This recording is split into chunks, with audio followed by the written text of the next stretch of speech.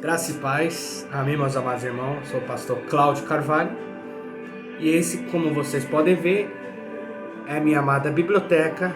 Esse é o Ministério A Voz que Clama no Deserto, amém. Aqui é o nosso trabalho, os conteúdos a qual trabalhamos para trazer aqui neste canal são trabalhos apologéticos, trabalhos em prol da fé cristã, defesa da fé cristã, anunciação do evangelho, um trabalho evangelístico missionário, um trabalho teológico e histórico, amém? E aqui tem conteúdos, pregações de ruas e viagens missionárias. Eu quero daqui dar continuidade em nome de Jesus às 10 primeiras perseguições contra a igreja de Cristo. As 10 primeiras perseguições e a morte dos mártires em decorrer dos tempos. Quero aqui dar continuidade, que é a quarta perseguição sobre o Marco de Aurélio, no ano de 162 depois de Cristo. No ano 161 depois de Cristo, o nosso Senhor Marco Aurélio assumiu o trono, embora elogiável, no estudo da filosofia e da sua atividade no governo. Era um homem de natureza rígida e severa. Foi duro e feroz contra os cristãos. Desencadeou a quarta perseguição. Há crueldades executadas nesta perseguição foram de tal calibre que muitos dos seus espectadores estremeciam de horror ao vê-las e ficavam atônitos diante da coragem dos que as sofriam. Alguns dos mártires eram obrigados a passar com os pés já feridos sobre espinhos, cravos, conchas afiadas, etc. Outros eram açoitados até que seus tendões e veias ficassem expostos. E depois de haverem sofrido os mais atrozes tormentos, já inventados, eram mortos das maneiras mais terríveis. Germânico, jovem ainda, porém verdadeiro cristão, foi entregue às feras por causa da sua fé. Enfrentou tudo com coragem tão assombrosa que muitos pagãos se converteram ao cristianismo. Policarpo, o respeitado bispo de Esmirna, ocultou-se ao ouvir que procuravam. Foi, porém, descoberto por um menino depois de servir uma refeição aos guardas, que o prenderam. Pediu-lhes uma hora de oração e foi atendido. Orou com tal fervor que os soldados, os quais o haviam detido, arrependeram-se. Aleluia, glória a Deus. De havê-lo feito, todavia levaram-no ao proconsol, e ele foi condenado e queimado na praça do mercado. O proconsol presionou: jurar e te darei a liberdade. Blasfema contra Cristo. Policarpo respondeu-lhe: durante 86 anos o tenho servido a Jesus Cristo, nunca me fez mal algum. E ele disse também: tenho-lhe servido durante 66 anos, nunca me fez mal algum. Como blasfemaria eu contra o meu rei, Cristo Jesus, que me tem salvado? Policarpo respondeu-lhe: durante 86 anos o tenho servido, nunca me fez algum mal. Policarpo serviu a Cristo durante todos esses anos. Ele disse: nunca me fez nenhum mal. Como eu poderei blasfemar contra o meu rei, o meu Senhor? Como o apóstolo Paulo vai dizer em uma das suas epístolas aos Coríntios, as suas epístolas aos Gálatas, a qual ele vai escrever a sua epístola, escrever para os irmãos de Roma. Uma dessas epístolas, Paulo vai dizer: eu não tenho preciosa a minha própria vida, porém convém pregar o evangelho de Cristo Jesus. Paulo também vai escrever em Filipenses 1:21, porque o para mim viver é Cristo e o morrer é lucro. Aleluia, glória a Deus. Policarpo assegurou-lhes que se manteria imóvel na estaca. Então, ao contrário do que se acostumava a fazer, foi apenas atado e não cravado. Ao acender a fogueira, as chamas rodearam-lhe o corpo como um arco. Sem tocá-lo, ordenaram então ao carrasco que o traspassasse com uma espada. Com isto, mandou tão grande quantidade de sangue, derramou do corpo dele.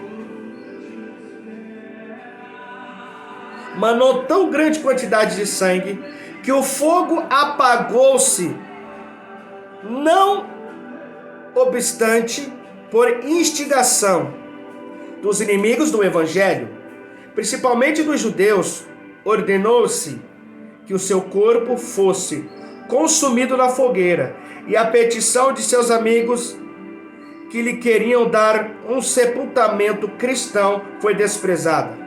Contudo, recolheram-se os ossos e o que foi possível de seus restos mortais, e os enterraram decentemente. Metrodoro, um ministro e pregador impetuoso, e Peônio, autor de várias excelentes apologias à fé cristã. Apologética significa defesa da fé cristã. Foram também queimados Carpo e Papilo, 2 dignos cristãos, e a Agatônica, uma piedosa mulher, sofreram um mártiro em Pergamópolis, da Ásia. Aleluia, Senhor. Felicitate, uma ilustre dama romana de classe social elevada e muito virtuosa, era devota cristã, tinha 7 filhos, a quem educara com a mais exemplar piedade. Ênero, o mais velho, foi flagelado, prensado com peso até morrer. Félix e Felipe, que o seguiam em idade, foram descerebrados com garrotes. Silvano IV foi jogado de um precipício e morreu. Os 3 mais novos, Alexandre, Vital e Marcial, foram decapitados. A mãe foi morta com a mesma espada que os mataram. Justino, um célebre filósofo, foi martirizado nesta perseguição. Era natural de Neápolis, em Samaria, e nascera no ano de 103 depois de Cristo. Foi um grande amante da verdade, um erudito universal. A palavra erudito é especialista. Erudito é especialista. Foi um especialista universal, investigou as filosofias estoica, peripatética e provou a pitagórica, mas ao desgostar-se da conduta de um de seus professores, investigou a platônica, na qual encontrou grandes deleites. Por volta do ano de 133 depois de Cristo, aos 30 anos, converteu-se ao cristianismo e desde então, pela primeira vez, percebeu a real natureza da verdade.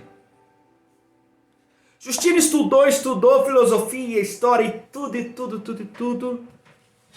E ele só foi entender que a verdade é através de Cristo Jesus. Glória a Deus. Um erudito, um especialista, um célebre filósofo, um homem estudioso, porém a verdade ele só foi compreender e entender através de Cristo Jesus. Aleluia, Jesus. Por isso que a Bíblia fala: conhecereis a verdade vos libertará. Cristo é a verdade, é o pão da vida. Cristo é o maná que desceu do céu. E ali Justino escreveu uma elegante epístola aos gentios e empregou seus talentos para convencer os judeus da verdade dos ritos cristãos. Dedicou grande tempo a viajar até estabelecer sua residência em Roma, no Monte Viminal. Abriu uma escola pública e ensinou a muitos que foram posteriormente destacados personagens da história. E escreveu um tratado para refutar todo tipo de heresia.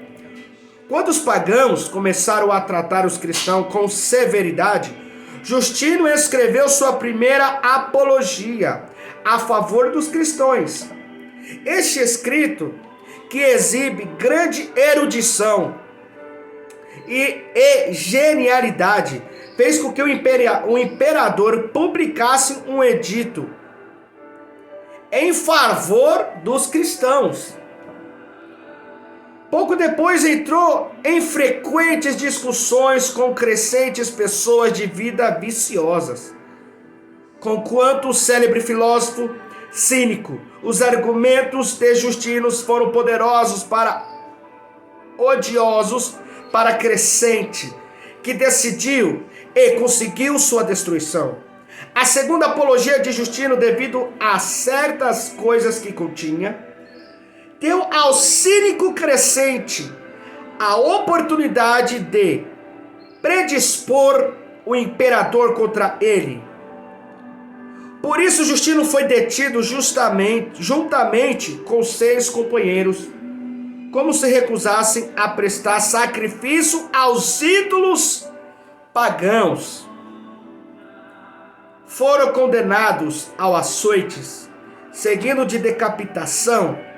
Esta sentença cumpriu-se com toda a severidade imaginável.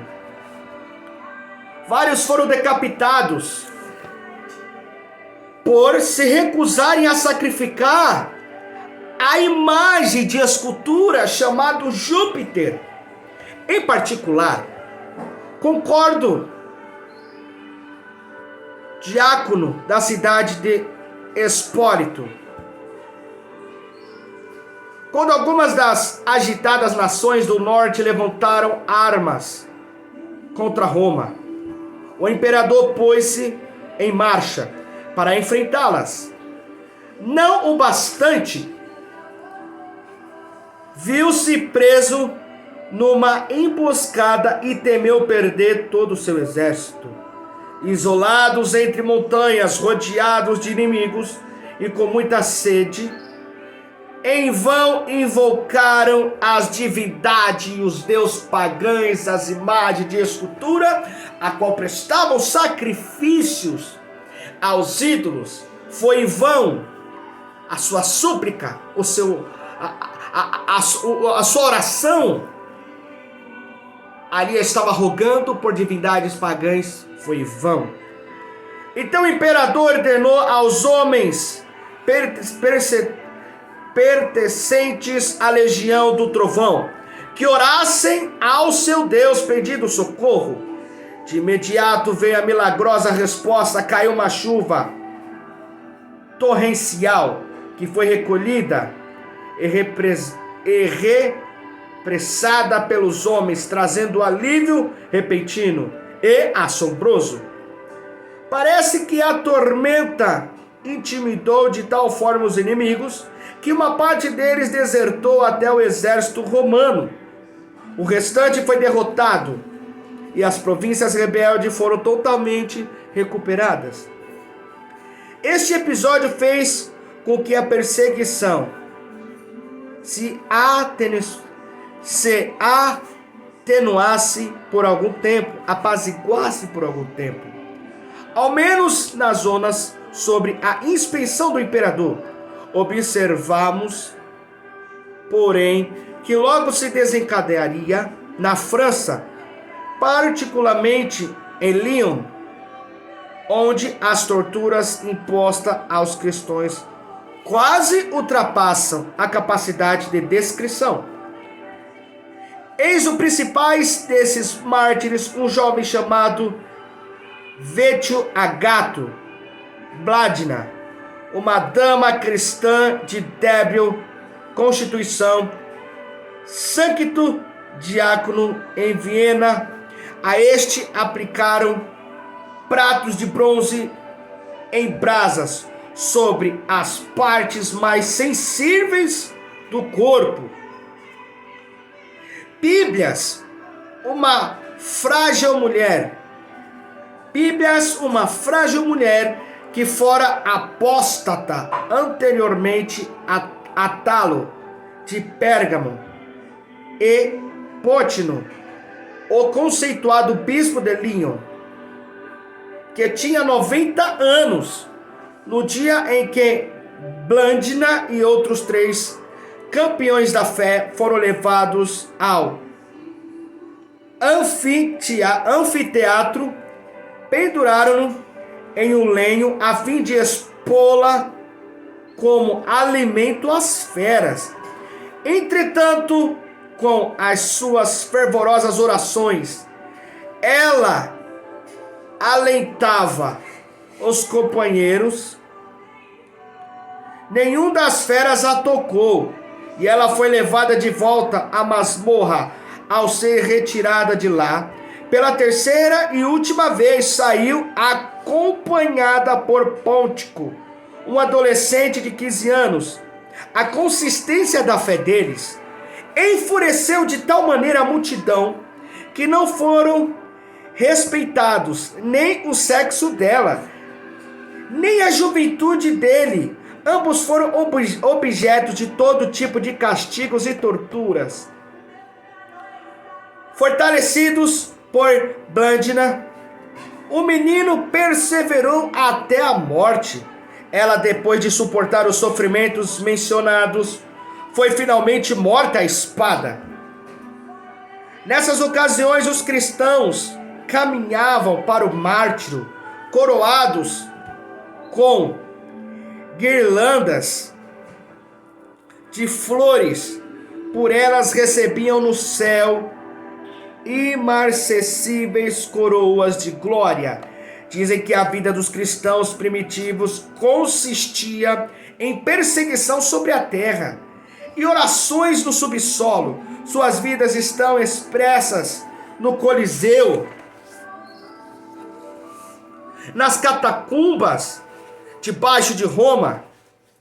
Estão subterrâneos que chamamos de catacumbas, e tanto serviam de templos como de tumbas a primitiva comunidade cristã.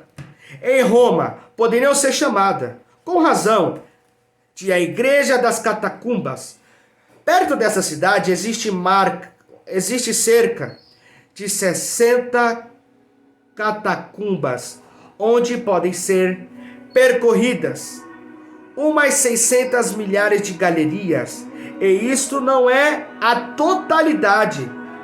Elas têm uma altura de aproximadamente 8 pés, 2,4 metros, e uma largura entre 3 e 5 pés, em torno de 1,5 metro, e contém em cada lado várias fileiras de cavidades compridas, baixas, e horizontais, umas sobre as outras, como as beliches de um barco.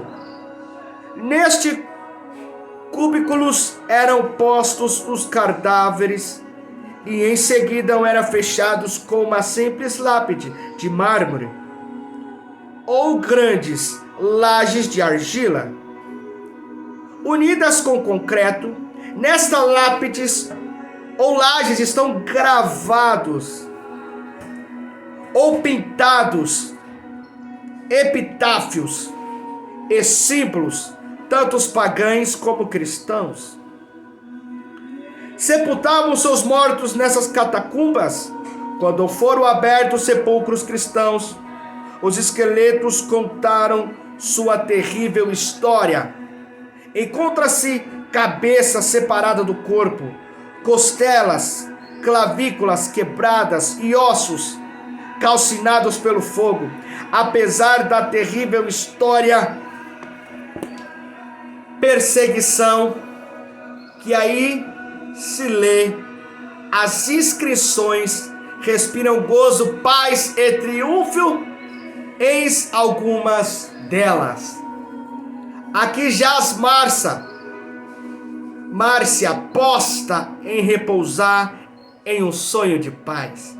Lourenço, a seu mais doce filho, levado pelos anjos, vitorioso em paz em Cristo, ao ser chamado, foi-se em paz para a glória eterna. Ao ler estas inscrições, recordemos a história de perseguições, tortura, fogo contado pelos esqueletos. Entretanto, a plena força destes epitáfios é melhor apreciada quando os contratamos com os epitáfios pagãos, tais como: vive para esta hora presente, porque de nada mais estamos seguros. Levanto minhas mãos contra os deuses pagãos, que me arrebataram aos 20 anos, mesmo não havendo feito algo de errado. Uma vez não era, agora não sou, nada sei dele, e não é minha preocupação. Peregrino, não maldigas quando passares por aqui, peregrino, porque estou em trevas e não posso responder. Os mais frequentes símbolos cristãos nas paredes das catacumbas são um pastor como um cordeiro nos ombros, um navio com as velas desfraldadas, harpas, âncoras e principalmente o peixe. Essa aqui foi a quarta perseguição sobre Marco Aurélio no ano 162 depois de Cristo. Para nos ajudar com esse trabalho histórico teológico, um trabalho apologético, missionário, evangelístico, pastoral, em nome de Jesus, deixa seu like e compartilhe com este trabalho. Eu sou o pastor Cláudio Carvalho e este é o trabalho deste ministério, a voz que clama no deserto. Deus abençoe em nome de Jesus. Amém.